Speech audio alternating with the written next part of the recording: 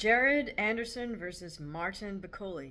I am super excited about this fight. I think this is going to be perhaps one of the best fights on this card this Saturday. Um, so take a look at both fighters and how we think this might play out. So Jared Anderson is 17-0 with 15 KOs, and Martin Bakole is 20-1 with 15 KOs. Now, Bacole's one loss came at the hands of Michael Hunter, but in that fight, it is possible that Bakole injured his right shoulder partway through the fight, and then sort of had to resort to mostly just using his left hand. But in any case, it did get extended the distance. Jared Anderson has been fighting professionally for 5 years, whereas Martin Bakole has been a pro for 10 years. Now, Jared had a pretty elite amateur background. He was two-time U.S. national champion, whereas I couldn't find any information on Martin Bacole's amateur experience. Now, I'll assume he at least had some fights in order to be able to turn pro, but I'm not sure what the regulations are where he hails from in Congo. It's interesting to note that Martin now has been fighting out of Scotland, where he lives and trains. So I'll start with Bakole and take a look at the things he does really well. Well, right off the bat, Bakole has a great penetrating jab. It's very strong. It's kind of spear-like. Martin has fairly balanced footwork, and occasionally he does switch into southpaw stance, although he mostly fights out of orthodox. Now, for a big heavyweight guy, I feel like Martin Bakole has some very skillful defensive moves. For example, he's able to make very tight slips or rolls, and he's also able to do some very tight double weaves right underneath his opponent's hooks close in. I mean, when you can make somebody's punch miss by just an inch or half an inch, that takes a lot of skill, and Martin does have that. Now, I'm going to double back on this defensive point when I go over some of the question marks. I feel like one of Bacole's best weapons is his lead left hook, which he sometimes throws from a little bit of a distance, and it is pretty wide, but because it's so wide, there's so much torque on it, it lands really pretty hard. And in terms of body work, Bakole does throw shots to his opponent's midsection, but he tends to do so when he's keeping his own torso fairly upright. So these turn out to be a little bit more sort of arm punches, but Bakole just hits so hard with all of his punches that even if he's not putting a full torque behind his punches, you can tell by the way they sound when they land that they're pretty powerful. Okay, final interesting point with Bakole is that even though he throws very hard single punches from the outside, where it's like punch, pause, once he gets on the inside or has an opponent up against the ropes, he tends to kind of do more of a tapping tempo, and he doesn't load up on the inside, and he's also able to throw a nice straight right uppercut literally straight up that center line, which is a great weapon for splitting somebody's guards when they've got the double earmuffs on because they're shelled up against the ropes. So it's sort of surprising a little bit that a big heavyweight power puncher is also able to fight on the inside, and Bacole's able to do so. Now, in terms of question marks for Bakole, I'm going to come back to the defensive aspect. So in spite of the fact that Bakole has a great skill set for defense, sometimes he just abandons it and literally just eats punches. He said himself, hey, I can take anybody's punch, or maybe he sort of wears that as a badge of honor, number one, or he just is like, doesn't feel like expending that bit of effort and mental capacity that, the brain energy it takes to do the slip or the weave in that moment. He's like, I'll just eat your stupid punch. So that could wind up being a detriment, just over the course of a fight against someone else who's a very fast, hard puncher, like Jared Anderson.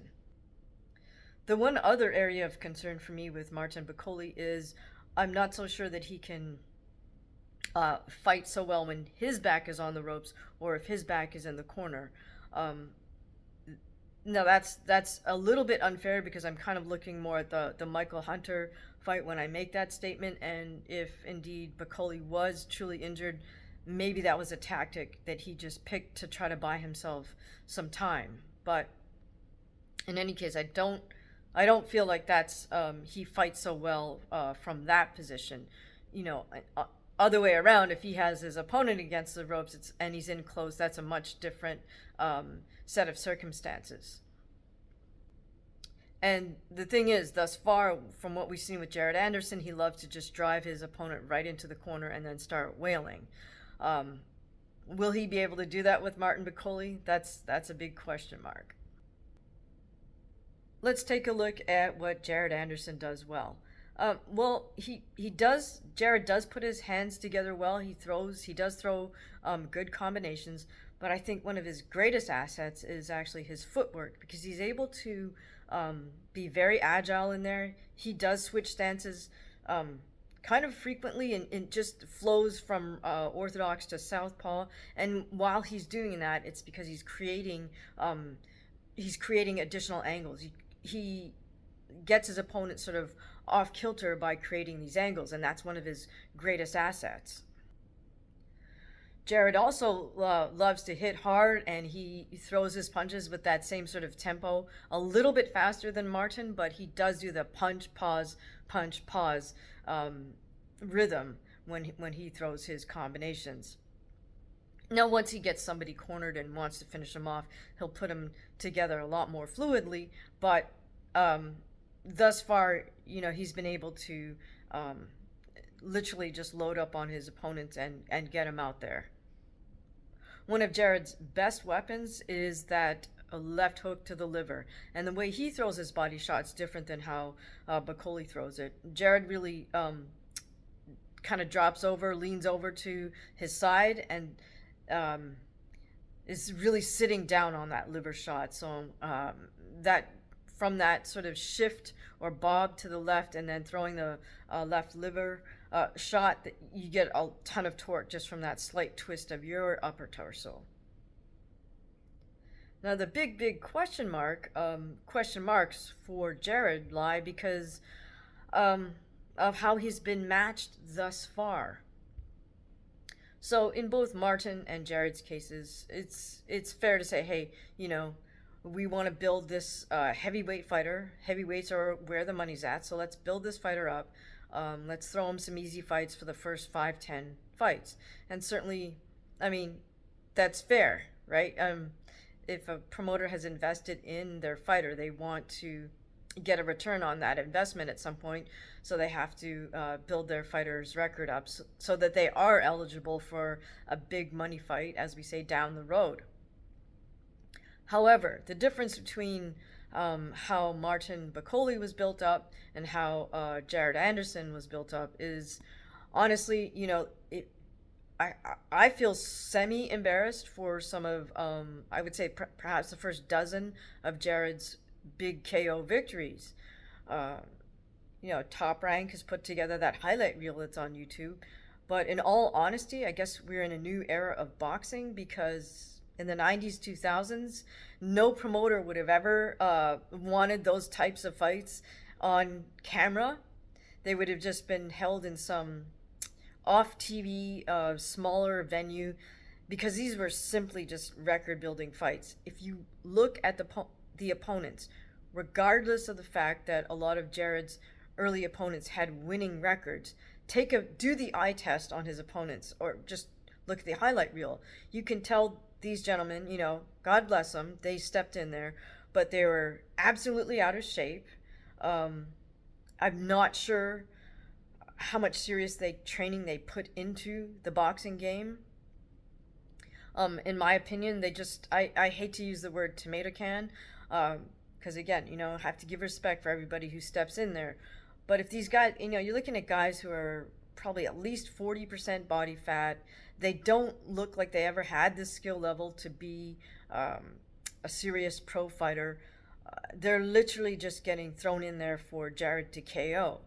So that's how it's impossible to know where his defensive skills lie at the upper limit, right? Because he's not been truly tested by anyone who's gonna bring the fight to him with a valid skill set and valid bad intentions. That's where you find out if somebody has defensive skills.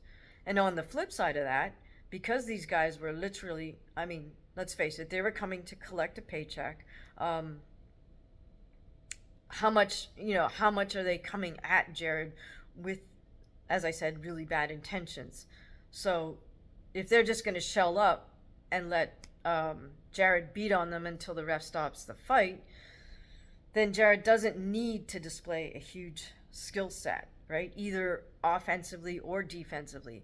In terms of what I mean by skill set, offensively, if he knows, like, this guy's not going to throw anything back at me, I can just wail on him like he's a human heavy bag, then, well, that's Jared's job, and that's what he should do, because he's trying to get this guy out of there.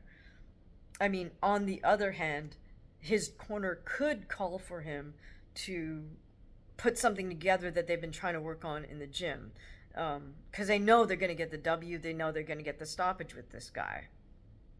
So why not take those few rounds of this fight, so-called fight, to force Jared, I mean, tell him, hey, I want you to do this, this, and this, these three things that you're not yet comfortable with, but you're out there with a guy there's zero risk with this guy, right? So take the chance, so to speak, practice the stuff that you're not comfortable with yet, because we want you to get comfortable doing these things. So, in my opinion, there's a little bit of missed opportunities there in building Jared's record. But that's why this fight with Bakole is intriguing, because Bakole is going to come to fight, and we will have to see the upper limits of what Jared Anderson is capable of, both defensively and offensively. Now, on the other hand, if we take a look at how Martin Bakole's pro career was built up, he did do most of it. He did fight mostly over in Europe, but the difference is he did have some solid opposition. Again, we know that we can build up professional opponents to have these winning records, but it's just a house of cards. But if you look at Martin Bakole's opponents, they look like valid fighters to me. I mean, regardless of what their record is,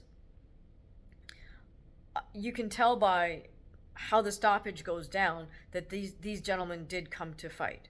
So, for example, again, take a look at Jared's highlight reel when he KOs these guys. Look at their body language. A lot of these guys are down on the canvas. They're on all fours, or they're on their knees. Their head is down. They simply wait for the ref to count them out. Take a look at some of Martin Bakole's stoppages. On the other hand, the referee will jump in to stop the fight. A lot of times his opponents are still on their feet, and they'll look at the ref and go, why are you stopping this, So that tells me this guy is like, he came to fight. He still wants to fight. He didn't come just to collect the paycheck. So I think that's the biggest difference or factor in this fight, or in this matchup between Jared Anderson and Martin Bakole. It's the fact Martin Bakole has been passed the fire test a little better than, well, Jared hasn't been subjected to it, really. Bear in mind that Jared Anderson was extended the distance over 10 rounds twice, once by Charles Martin and once by a fellow, I think, named Riyadh Mary. Now, again, taking a look at the opposition for Martin Bakole, he's had notable wins over Tony Yoka, where he defeated Tony in France, and also Carlos Takam. So who he KO'd over 4 rounds, or Carlos Takam. I'm not sure how to say it. And Bakole has gone to his opponent's backyard and beaten them. So he's faced that sort of hostile crowd, or just the stress of having to travel outside of your home country, and deal with that aspect of the fight game. He's been subjected to that and passed the test, as we say. So I feel like in terms of just mental resilience, I definitely have to give that to Martin Bakole over Jared Anderson.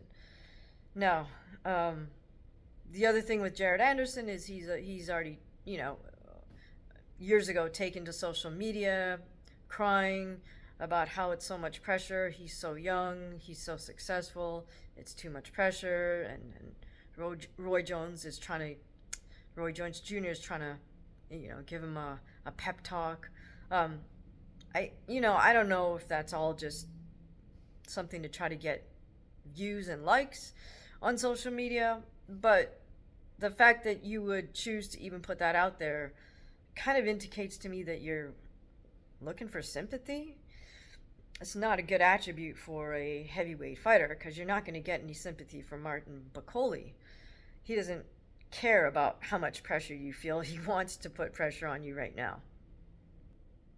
So overall, while I would give the sort of natural athlete and agility factor to Jared Anderson, I certainly will give the mental toughness and resilience aspect of the game to Martin Bakole.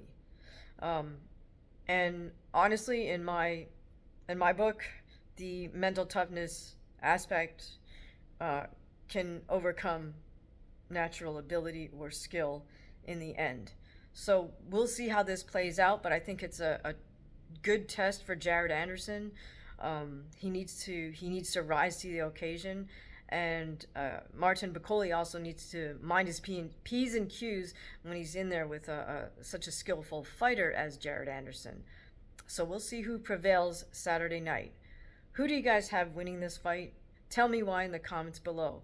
If you enjoyed this breakdown, please feel free to head over to buymeacoffee.com/hamaguchi-fight, or you can scroll over to your right and leave a super thanks. If you care to have early access to all content and priority in terms of replies to your comments, please consider joining our membership area. Thank you for listening, and I'll see you in the next one.